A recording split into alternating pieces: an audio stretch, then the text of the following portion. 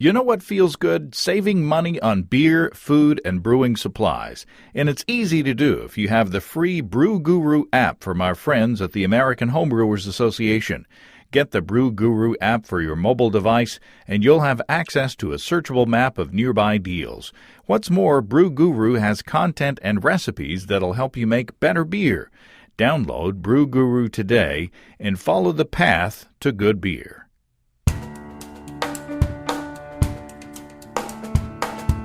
Welcome to Basic Brewing Radio for Thursday, August 24th, 2017. I'm James Spencer. Here at Basic Brewing Radio, we're all about home brewing. This week, we head back up to Ozark Beer Company in Rogers, Arkansas, to check out their new home. We'll also talk details on their yogurt-soured Berliner Weisse, a beer based on a homebrew recipe from architect Buckminster Fuller. Be careful when you say that one.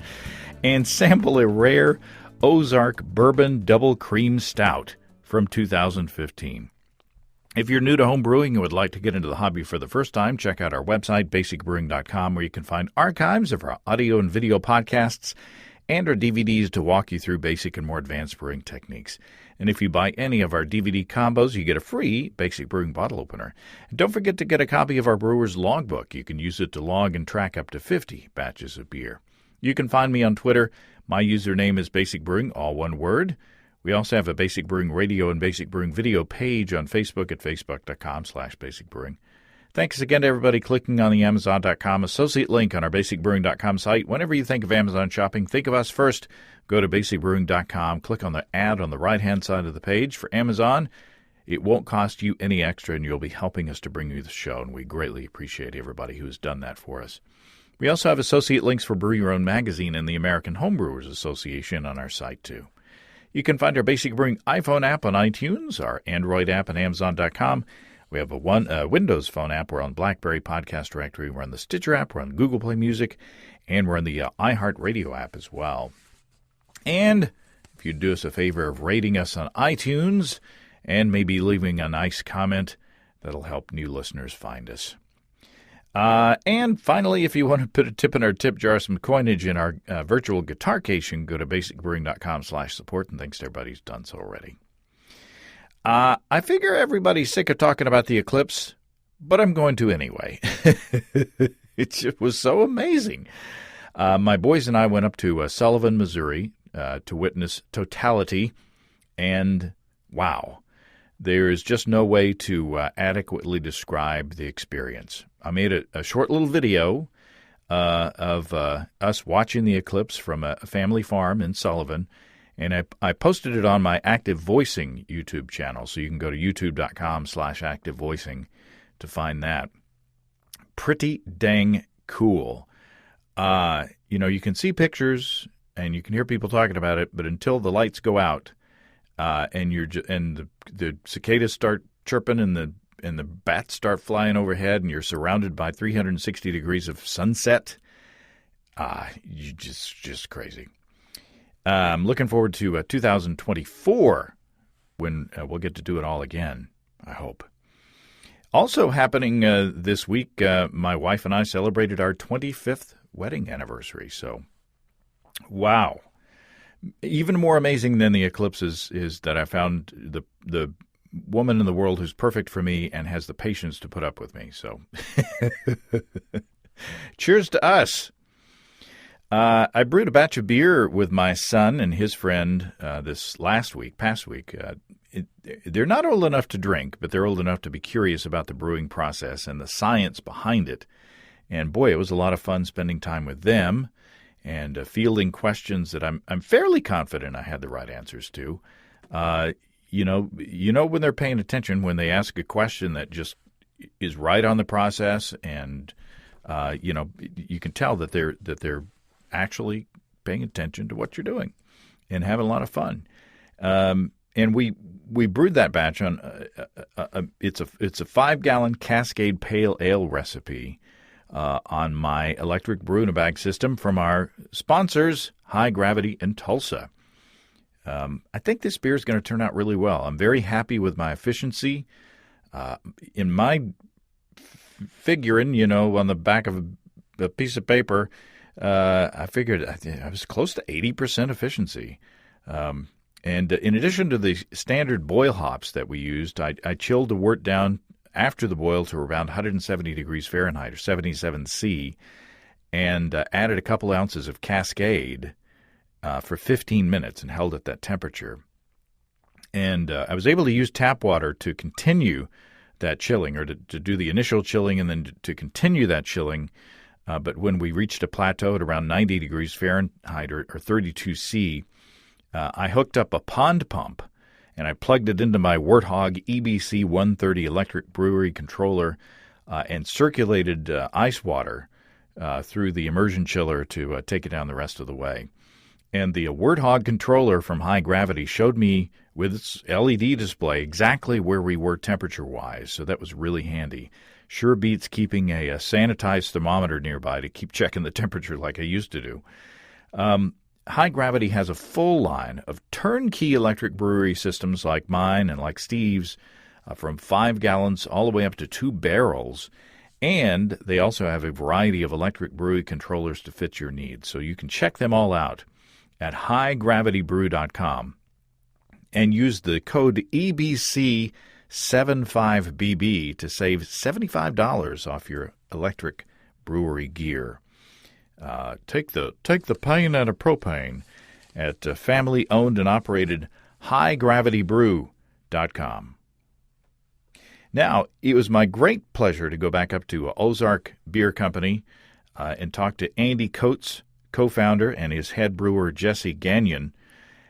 We had a super informative and super fun conversation, in my opinion. And we talked about their Berliner Weisse, their Bucky beer, and BDCS, their Bourbon Double Cream Stout. Yum. Andy Coates, welcome back to Basic Brewing Radio. Well, thanks for having us, James. I appreciate you guys coming by. Who have we got with us, and where are we?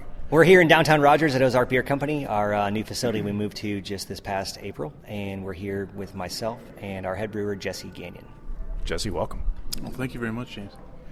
This is quite the place. It's beautiful. To get a picture of where you were was an unair-conditioned warehouse, correct? Absolutely. Which was pretty nice as far as a lot of space, but sort of rustic, I guess. Describe this space and how it came about and a little of the history of the space and such as that. Sure. Yeah, our old spot, like you mentioned, was a pretty rough-looking warehouse. It was the right price and the right setup for when we needed to start up, and we knew it wouldn't be a permanent home, and so when the time came to kind of explore other options, we knew we wanted to stay near downtown Rogers, and everyone had been so good to us around here that we looked pretty much every building within a mile of here that was 10,000 square feet or over and that was on the market. And we really couldn't find exactly what we wanted. We kept driving by this building that we're in now and basically approached the owner, and he was willing to accept an offer. And so we had the chance and hopped on it. So this building here was built in the 1890s. It was originally a flour mill. We're only the fourth owners, which is pretty neat. It was at one point was the longest owned family business in Rogers. The Kennan family had Rogers Moving and Transport for, I believe, 86 or 87 years. Wow. And so a lot of history in this building. It's made of longleaf pine, which is now extinct in Arkansas. It came from the Van Winkle Mill out toward War Eagle and whatnot. And so it's just really neat. We walked in and didn't want to do too much to it. And the bonus is that attached to this old flour mill is a 10,000 square foot warehouse, which is exactly pretty much what we needed for production. So, well, it's great, and it's air conditioned, which is something that here lately you haven't needed as much. It's been a little cooler. But you've got a tasting room that actually has 2 levels, so you're able to do some stuff here upstairs, I'm assuming, and have music and things like that that you hadn't had before. So Jesse, how long have you been on board? I'm going on 2.5 years, I think, right in that zone right there. So yeah, closing in on 3 before too long. Is Andy a hard taskmaster? Oh, very, very. No, not at all. Not at all. Andy has a rare quality of doing whatever it takes to see things succeed, and I don't think you can really train people to do that in leadership positions. They either have it or they don't, so not at all. On the contrary. Yeah, I have a feeling that Andy likes to lead by example, It may be hard to live up to his standards. I would say it's much harder to live up to Jesse's organizational standards, frankly. So that's a really good thing for me to have around. We all come together. Let's put it that way. Well, there you go. And you've got your canning line out there, and you've just rolled out your IPA. Yep. So that was in the plans for quite a while. We had that design finished up and just didn't have the capacity or really the time to do it. And so they rolled out to liquor stores last Wednesday, and it's been going really well. We're happy to have that going. So, I bought my first six-pack a couple days ago, so congratulations. Thank you. You've been, in addition to the new space, you've been working on some fun projects. One thing that I wanted to talk to you about that I can't remember if we've talked in detail about the Berliner Weisse in the past or not. I don't recall, frankly. Yeah, pretty much. We want to do some experimentation, and we had never really messed with souring or kettle souring at all. And pretty close to after Jesse came on, he kind of spearheaded that project, and we decided to do it. So this is the third year. Yeah, this is the third year, fourth brew, third year. So you've got, as we sample, you've got to get into the details. You know, you're talking to home brewers out there who know what you're talking about. So don't be shy on the technical aspects of the whole thing. Yeah. No, this was a really fun project for us. We did a lot of different research getting into it, and it's always nice when you can mix up your usual processes in a brew house, particularly on a professional scale. Everything's so. It's just laid out straight for you because the brew house really only works one way typically. So finding how to manipulate that to make a kettle sour beer was a lot of fun. So researching that and discovering what worked and what didn't was a lot of fun. So probably the most fun I've still had out there in the brew house was learning to brew a totally different style as far as fermentation is concerned. Is it a little intimidating getting into the souring process? It was. That was back when we weren't quite so busy, and we could afford more time. So now if we spend 24 hours letting something sour in the kettle, it better turn out. And back then we had more time. Andy and Lacey, have always approached this with a really good mindset, and that's, if the beer is not what we want, it's not going to go out the door. So that was really, that's the only attitude to approach something like that with. Otherwise, you're gonna probably end up making some mediocre beer at some point. So that took a lot of the pressure off for us, I think, for Andy and I in the back of the house. So talk about the recipe. Yeah, so the recipe is super simple. Definitely kept the IBUs low to keep the lacto happy. Real simple. Some raw wheat, some regular white wheat, Pilsner malt, and just kept it real simple. We used acidulated in the mash tun to try to start to get that pH to drop.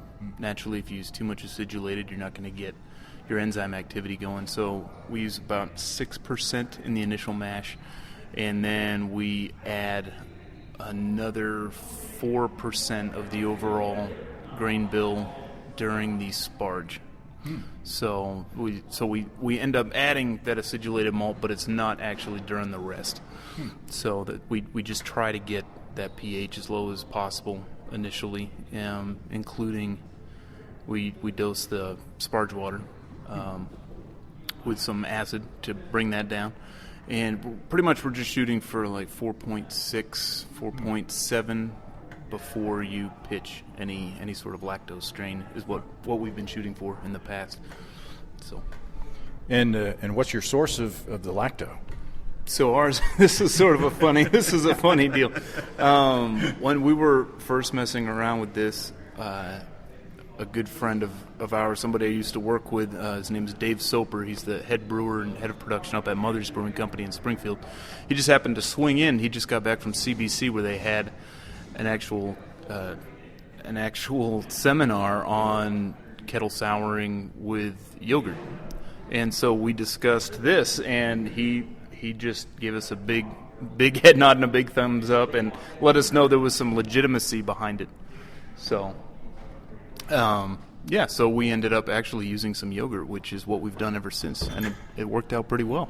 So how much how much yogurt do you need for what's the size of batch that you're working on?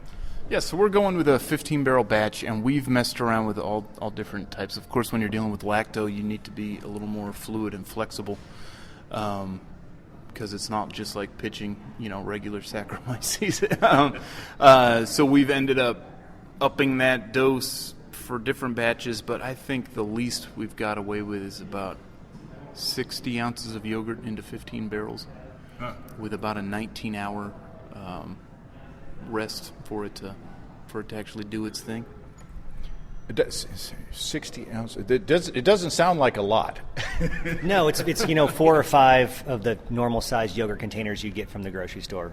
Basically, we went to Harps and grabbed ours right there. Last year, we tried really fancy, expensive, super organic, etc. yogurt from Whole Foods, and it frankly didn't work at all. And we ended up going to Harps and grabbing the stuff. And that's when we dosed it, yeah. But yeah, other stuff to just process-wise, our brew house is from 96. There's no bells and whistles on it. It's not really set up to do anything really controlled. So to kind of help that process, we covered our kettle stack with a garbage bag and duct taped that to prevent oxygen, obviously to trap some heat. And then we also used CO2. So cracked open our doors on the kettle and kept dosing CO2 on there to help keep that oxygen level down and obviously inhibit oxygen happy bacteria. So. And if you have guys who haven't kettle soured before, it's definitely important to do like a cleaning and a good CIP, what we'd consider a CIP beforehand, and we even ran a sanitizer on the kettle just to eliminate any sort of bacteria that could be in there, so that all you have vying for that wort is your actual lacto, whatever you pitch. So do you do the boil beforehand before the souring, or do you do like a pasteurization step, or what? How does that work? We've played around with a couple different things. The last 2 years, what we've done is we've brought that, as we're running off, we bring that temp up to about 180, and then we actually have our heat exchanger sanitized and cleaned just like we would for a regular knockout into the cellar, and we use it to cool our wort down pretty much to when we hit 120 degrees, because that lacto wants to be between like 103 and 120, so right in there. And our kettle's really well insulated. Like Andy said, we seal it off as best we can, and it actually holds that temp extremely well. Typically it doesn't get below 110 degrees in the day and a half that it sits in there. So yeah, we just let it come down to 120, and then if it wants to free fall over the next day a little bit below that, we know it's still in a safe zone for the bacteria. So. And what's your target pH? pH, we'd like it to be as low as 3.3. This year it was as high as 3.6, but in the past we've definitely got it down lower. And that's because you want the yeast to be happy when you do the actual fermentation? Yeah, the yeast aren't loving this beer, I imagine. When they finally get to it, they're wondering what's gone on. You trying to kill us or what? Exactly. The yogurt tends to love it, and it definitely gets the best part of it. So, yeah, you can actually tell. I mean, the pH scale being logarithmic, you can actually tell the difference, between some of these final pHs in the finished product. Mm. So this one was about 3.6 is what you're drinking now. Well, I would describe it as compared to what's the baseline today of sour beers. It's lightly tart. Yes, that baseline's getting higher or lower. On the pH scale. Absolutely. No, so this beer comes in just over 3%, 3.3. I believe it's 5 IBUs is what we calculate. It could be a little bit less. As you're doing, home brewing, obviously it's small batches and whatnot. For us on a 15-barrel scale, adding just a few ounces of hops seems really funny. And so we always kind of question, is this the right amount, and redo some calculations. But obviously we try to make it in the summer. That helps with our holding that heat temperature overnight, as well as a really refreshing, beer that you can have in July and August in Arkansas. So it's not the most refreshing beer in December. Now, do you have syrups available downstairs for those who want to have it? What did the Germans say? The Mitschusch, or what did they say? Yeah, we have the Woodruff syrup. So we approached a local producer, PH Alchemy, during our first year, and we were having trouble sourcing authentic Woodruff. And so basically they tracked some down and made a syrup for us. and that they've made ever since. So it's a nice herbal, obviously a little bit of sweetness, cuts that tartness, and it goes pretty well. I prefer it plain personally, but that's I prefer most things plain. Now, what's the percentage? What's the breakdown of people who like it straight and who like it with the syrups? I'd really say it's about half and half. We've tried other syrups in the past, and we have some, more fruit-forward ones. We had a berry one last year that used some blackberries and raspberries and whatnot, and that goes really well. I think it really just comes down to personal preference. It's kind of like hot sauce. You either like a bunch or you don't, and so about half and half. I like it. I like it plain myself. It's just nice and delicate and refreshing, and it's just a wonderful thing by itself. And to me, it's kind of like putting barbecue sauce on perfectly smoked ribs. It's just like, ooh, what are you doing? leave it alone, huh? Yep, no doubt. So that's awesome. Now, do you want to? I hate to put I brought my weird SCOBY sour I'd love to try it. beer. Let's try it, absolutely. Should we try it now, and then we can drink lots of water and forget all about it? Nonsense. Jesse, I'll let you pour. It's a weird beer. It is 100% rye. It's a 2-gallon batch. I used 2 pounds of malted rye, and the beginning gravity was like 1018, and the finishing gravity, I wish I'd brought my book, was around 1010. So it's only like 1%. Wow. It's I soured it with the SCOBY, the mother, from a kombucha.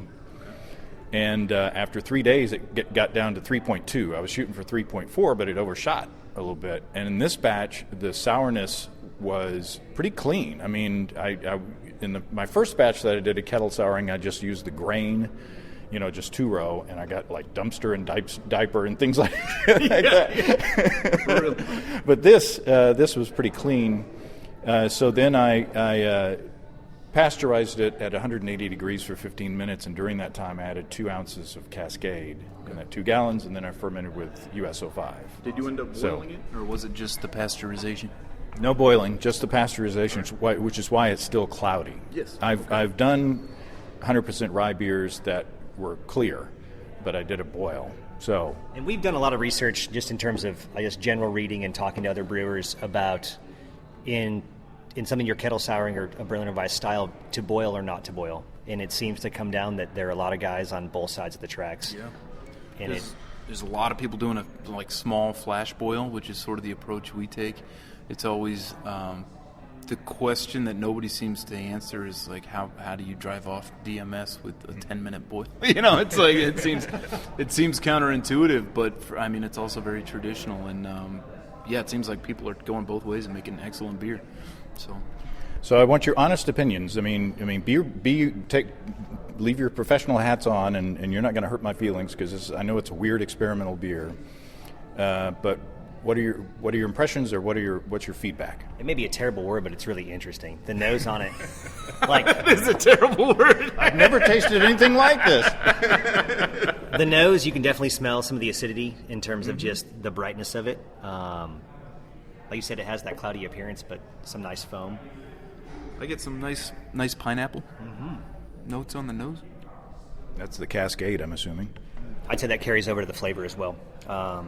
It has some nice tartness, but there's nothing, mouth stripping about this in terms of just taking the enamel off your teeth. No, yeah, no, it's very drinkable. How long did the SCOBY take to actually drop that pH down to? You said 3.1? About 3.2. Took about 3 days. Okay, all right.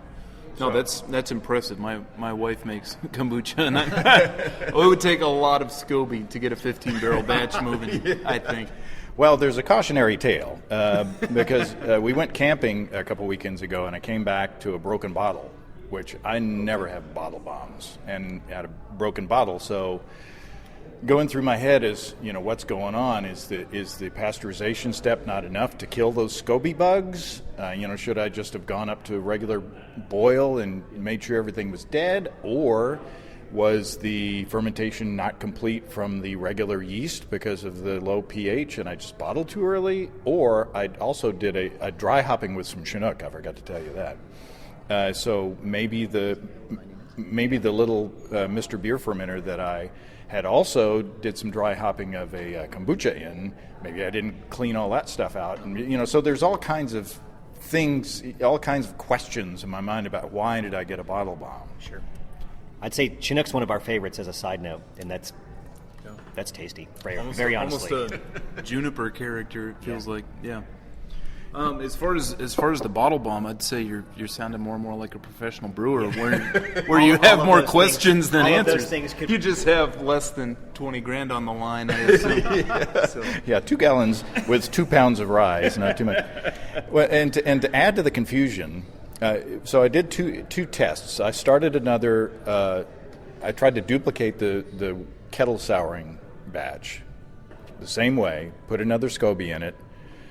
And then I also brewed a pale ale to put in the Mr. Beer fermenter to see if it soured or got nasty in any way.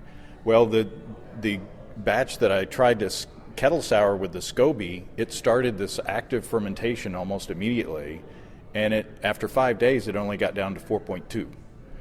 So I don't know. So I definitely wouldn't try it on your professional system until you run some little pilot batches. But who knows what's in those SCOBYs?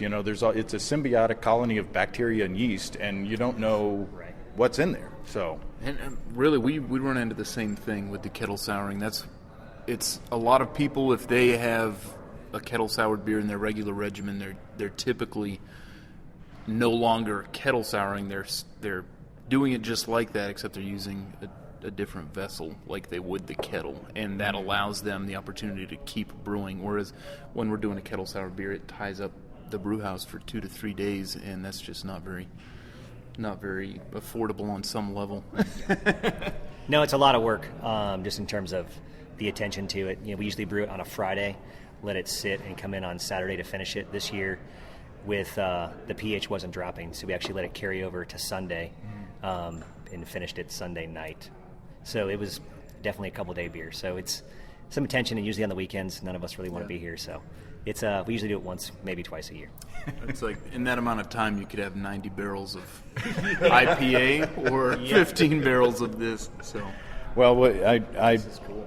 Yeah, I appreciate you're doing it because it's a lovely beer. And going back from mine's kind of like a sledgehammer with the with the hops and the. I think you're being too hard on yourself. Yeah, this is very drinkable.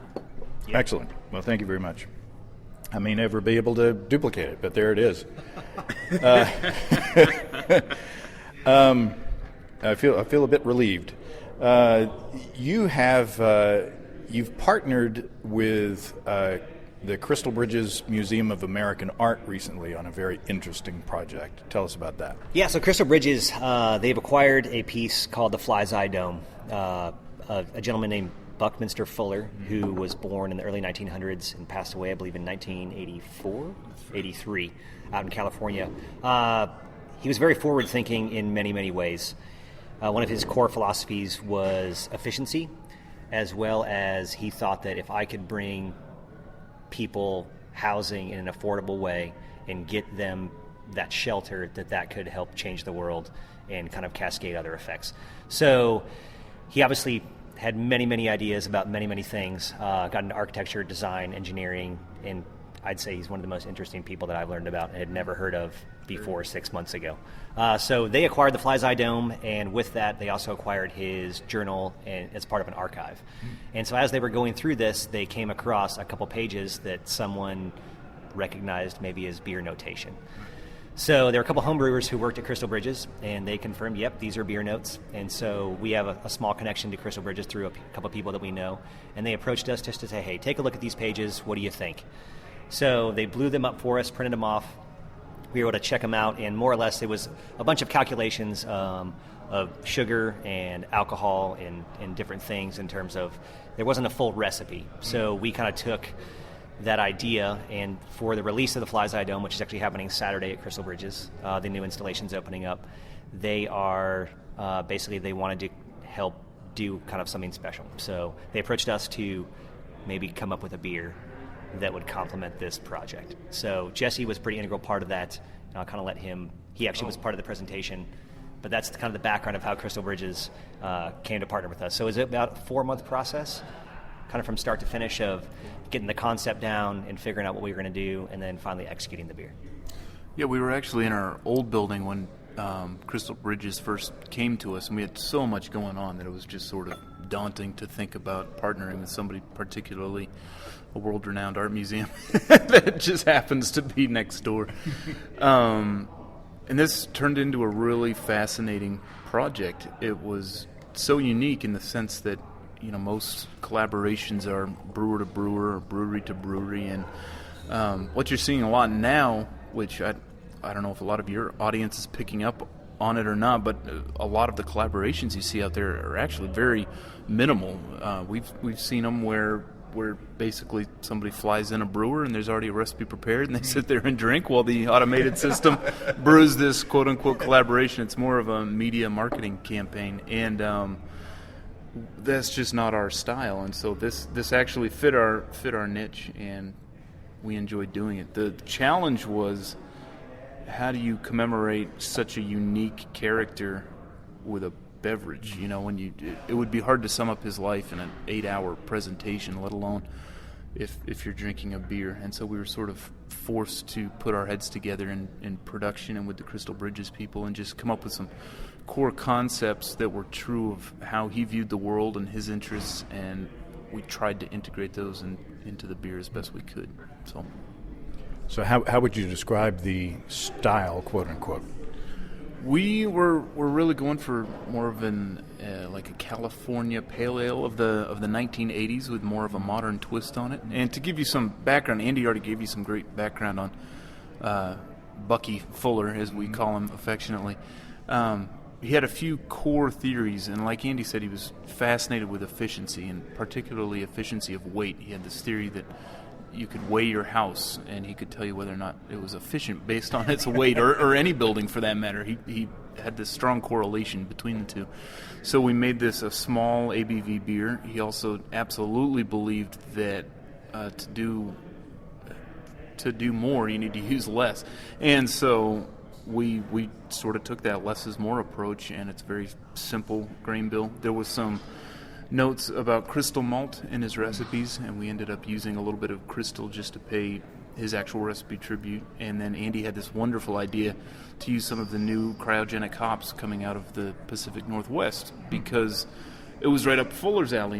In the same way he used fiberglass to do some of his architectural breakthroughs, we sort of decided to use cryo hops. So yeah, Andy had that idea, and we ordered some, and that was our first time using cryo hops, and it's been really interesting. So this beer is straight Citra all the way through, with Citra pellets, traditional pellets throughout the boil, and then the cryo hops were used during the whirlpool, and then as a small dry hop. So for those of you who don't know, cryo hops, it's a brand coming out of YCH Hop Union that they're calling Lupulin 2. So basically, they're nitrogen-rich environment. They're cryo-extracting the actual lupulin glands and kicking out the leaf matter, basically, and then concentrating that into a powder or into a pellet. So it's a pretty interesting thing. We obviously didn't know much about it. They just came out, I believe, in February or March of this year. I believe they're becoming more widespread. I'm not sure if they're in homebrew stores yet, but they're pretty neat. They are. Yeah, they're really unique. Like Andy said, they just condense everything in the lupulin gland for you, so it's like super hops. They don't even give you an alpha acid, because really you're not going to use them for bittering, because it's more off the charts. Yeah, it seems like they recommend them for more late edition. There's a lot of essential oils in there, but they were, everything we could find made it sound like the alpha acid content was in the low 20s. So you want to be careful with them, is what we is what we deduced from that. Yeah, during the brewing process, and we did some calculations and weighed out hops, and then we removed some, and then removed some more. So the final Whirlpool edition was about a quarter of what we had first thought we'd use. Your homebrewers know the feeling of when you're about to dump something in a pan of wort, and you second guess yourself and cut that ingredient in half. That happened about 3 times during this beer. Well, it's delicious. First of all, the malt backbone is nice and substantial. It's almost chewy, I guess, compared to what we've been drinking. You know, the lower gravity beers. But the hop presence is really interesting. I don't want to say dank, but it's almost like a raw. It's pungent. It's almost like a raw hop character. Is that unfair, or is that? I like it. No, I think it has a lot of the natural Citra character that you normally get from Citra hops, but it also, for lack of a better term, it's a bit sweaty. I don't know. We like it. Yeah. It's the nice kind of sweaty. I could drink a bunch of that. So we use a little bit of Vienna malt that we've grown really fond of, called Gold Pills, that Breese is doing, and it's just like a golden Pilsen malt, I guess. And we really enjoy it, and it's been a backbone for several of our side projects, and this was one where we thought we'd employ that, and so it definitely gives it a good malt backbone without going overboard. Now, you poured it from a bottle, an unlabeled bottle. Is this going to be distributed, or is it just here, or just at the museum? Right. Or? So Another one of Andy's ideas. yeah. So these 750s, we filled. There was an event over at Crystal Bridges where Jesse and another one of our guys, Marty, spoke about this project along with two people from Crystal Bridges as kind of the presentation about Buckminster Fuller and the Fly's Eye Dome.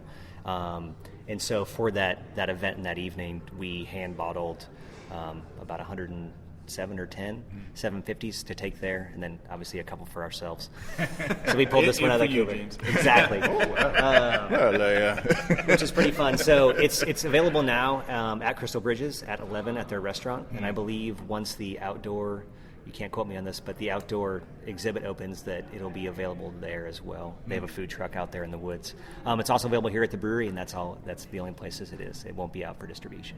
Very cool. Well, I've been to the museum 3 times now to see the Chihuly glass exhibit, and taking friends and family and walking around in the woods. Very cool. And you can see the eye dome thing, kind of off in the distance. It's off limits now, but the geodesic domes is what I think of when I think of Buckminster Fuller, and I think that they named a nanoparticle after him because it almost looked like they called them Bucky balls.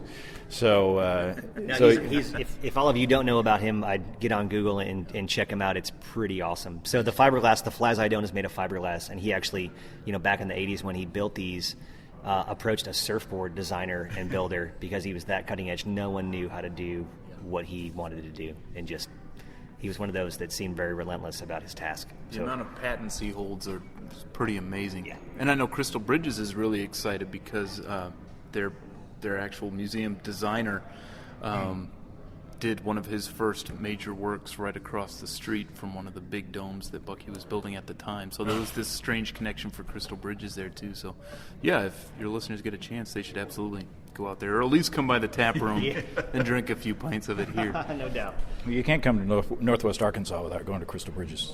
So here's to Buckminster Fuller. Cheers, and to you guys. Cheers.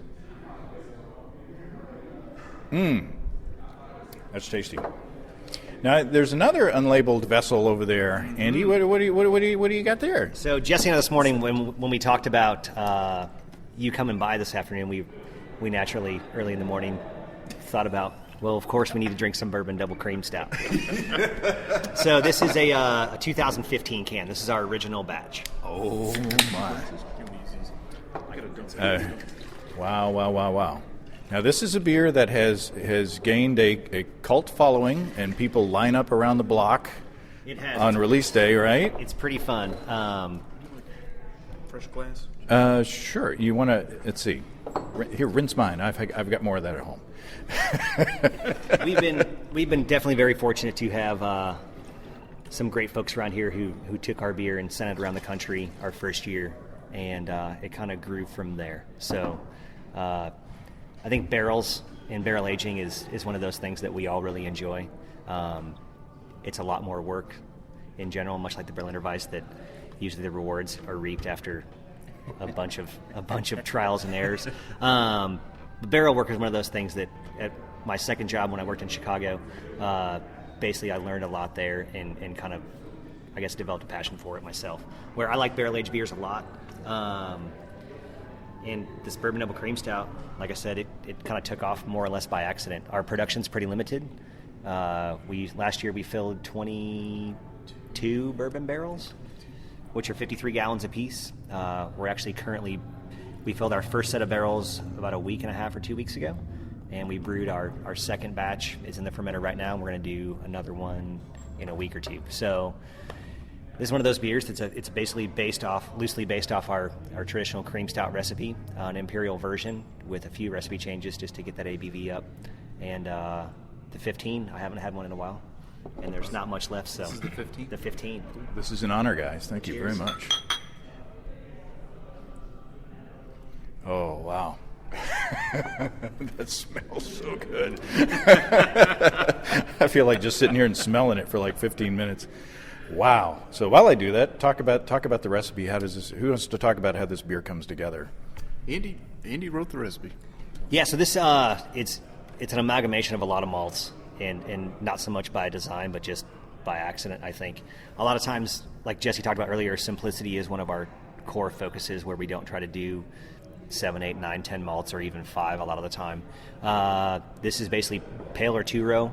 There's some caramel 120, some dark chocolate. We use a midnight wheat, a toasted wheat from Brice, to give some color and some body with some delicate flavor. There's obviously some roasted barley. Then we use lactose. There's some Munich in the base malt. So it's really, I don't know. It's a pretty neat beer. It's pretty high IBUs. It's just over 70. Wow. So before it hits the barrel, frankly, it doesn't taste that great. So we're basically preparing the wort to sit and age and kind of stand up to the bigger flavors that the bourbon barrels bring. Even month 4, it doesn't taste that great. No, it doesn't. About month 6, we start enjoying it. Yeah. Wow. Super chocolatey. I would almost swear there's coconut in there. The vanilla probably is coming from the barrel. Same with the coconut. There's bourbon in there as well. It smells pretty boozy, but the flavor is not. It's not hot at all, in my opinion. And I think that lactose addition that we do, making it a milk or a cream stout, I think helps cut that edge. One of the biggest things that Jesse and I talk about very often, along with Brant, our other brewer and director of quality, is the body of barrel-aged beers. Some beers you get, just because it's in a barrel doesn't mean it's good. You get a lot of tannin extract, and it's just harsh and not what you want. Or they're really thin, and it's just not something, you need that body to be there. And so I think that lactose really helps that, frankly. I had a friend at Mother's who used to say you can't barrel age your sins away. And I'm thinking about getting it tattooed on somewhere. I don't know. That's absolutely true. That's a good point. I mean, I have had barrel-aged beers that tasted like, I was chewing on a table leg. Yep. So you've got to obviously treat the barrel as it is a flavor ingredient in the recipe. How do you treat the barrels? Where do they come from? And, how do you prepare them for the beer? So all our barrels traditionally come from Heaven Hill out of Kentucky. We have a barrel broker that we use that gets them to us fresh. Usually they're dumped within a week or two of when they hit the building, which is really, really nice for us to have a steady stream that we can count on where they're not sitting in a warehouse. At one point we did get a few barrels from another broker out of Colorado, and they frankly weren't as good. They were pretty dry. We actually didn't use a fair number of them just because of the harshness that we experienced. So having that consistent barrel is a big part of barrel-aged beers, I guess. Finding that consistent. 2016, I think, was roughly like 40% of what we had in barrels we didn't end up using because it was from these barrels that when we got them, we opened them up and they were bone dry, which was definitely a sign they'd been sitting in the mountains somewhere. And when they're that dry, it seems like they just suck up the beer so quickly and then just impart a real tannic harshness that you can't really blend out very easily. And so that was another great instance where quality won over quantity, which makes my job a lot easier here with Andy and Lacey feeling that way. It's got to break your heart though to dump something like this, or it's easy to burn a table leg. Let's put it that way. No doubt. Now, do the barrels? Is there still enough bourbon inside to pour out, or do you leave that in there? Or It's honestly kind of evolved. When I worked in Chicago, we were able to dump barrels over, and you'd get half of a beer pitcher full of just charred whiskey, barrel strength, and we'd put it through a coffee filter and take it home. These days, the distilleries have gotten better. Obviously, there's a lot of money to be left on the table if you're not getting every drop. So they're actually rinsing barrels using vacuums. So they're still coming. They're moist. I wouldn't call them wet anymore, like they used to be even a few years ago. It's really good when you get them in. You can pop the bung and see your eye looking back up at you from the bottom, because you know there's something in there, and so it becomes a trade-off for us. Is do we want a pint of cask-proof whiskey, or do we want this beer to taste that much better in 6 months? So we tend to leave it in these days. Absolutely. So what's the ABV? This is just over 10%. Hits the barrel just over 9, and we're gaining 1% to 1.5%. This year, the ones we're brewing right now, we're actually trying to get a higher Plato. We think that'll help the body, the flavor, and the overall aging process. So this one will be higher, the 2018 release. That's just amazing. That's a nice beer. Yeah. I'd be happy if I brewed that. I think I'd quit if I brewed that. What do you do next week? We could use a guy on the mash paddle. Yeah. It's a fun time. Yeah, our brew house doesn't have any automation, so when you're stirring 850 pounds of grain, you're doing it with a paddle. And Yeah, we do two of those turns to make 15 barrels. So. Wow. yeah. So how has it changed over the years? Recipe-wise, we haven't changed a thing. But I mean, this beer, this particular beer coming from this can, do you have tasting notes, or do you remember how it tasted when it was fresh? I think what you mentioned, the vanilla comes more forward. The bourbon, I guess, the bourbon harshness or that hotness that can be there in some bourbon beers. This one, I don't think has it at all. I used to my wife Lacey, who's our business manager, she aptly described this as a bourbon-soaked brownie. And I think that's more evident here as the bigger flavors soften, and some of the oxidation just naturally produces some more fruitiness, at least in the 15. I like this beer fresh. I like it a year or two in a lot more, personally. My guess is this same can, though, 8 months from now would not be as good. I think it's peaking out. It's why there's not very many cans left, and I think we used our last keg when we did our release this last year in 2017. So you can actually overage beers, as a lot of people know. There's a lot of people's cellars that have way too much old beer, and that's a shame. So we try to drink it and appreciate it and not hold on to it too long.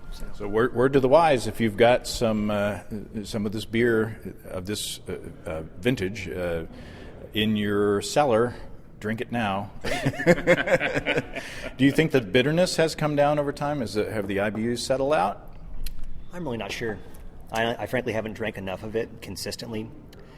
We should institute a program of drinking one of these once a month at least, and then track We're pretty. I think professional brewers are more just worn out.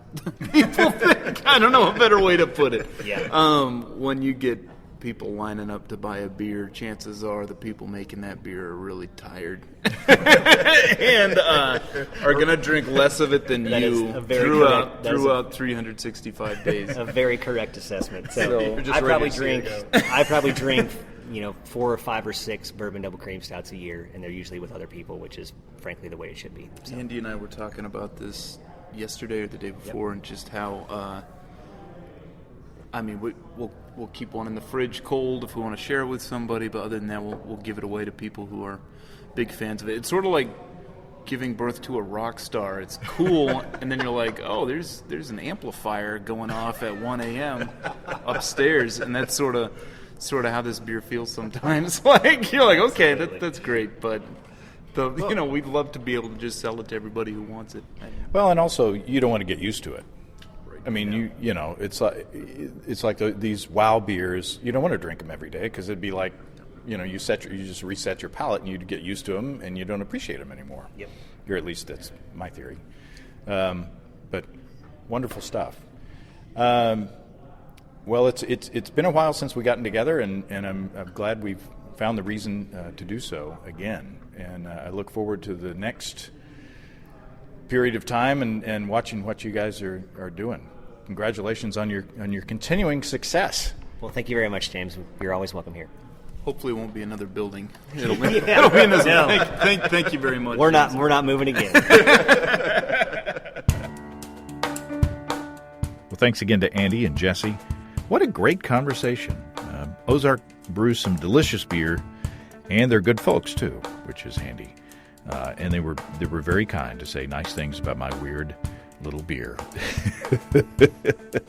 What a lot of fun.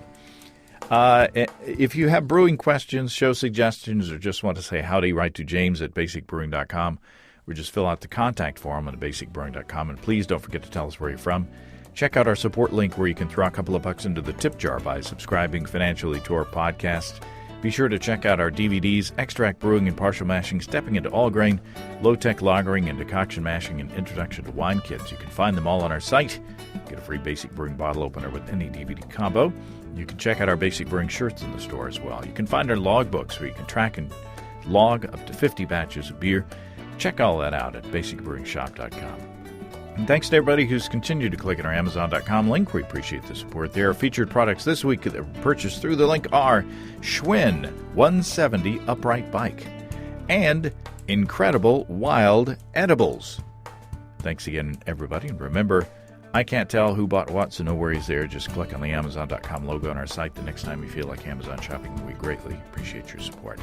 Don't forget you can also join the American Homebrewers Association and subscribe to Brew Your Own magazine through the associate links on basicbrewing.com. It's all until next time. Until then, thanks for listening, everybody. I'm James Spencer. Production help for Basic Brewing Radio and our website is provided by Kelly Dodson. Basic Brewing Radio is a production of Active Voicing. We'll talk to you next time, everybody. So long.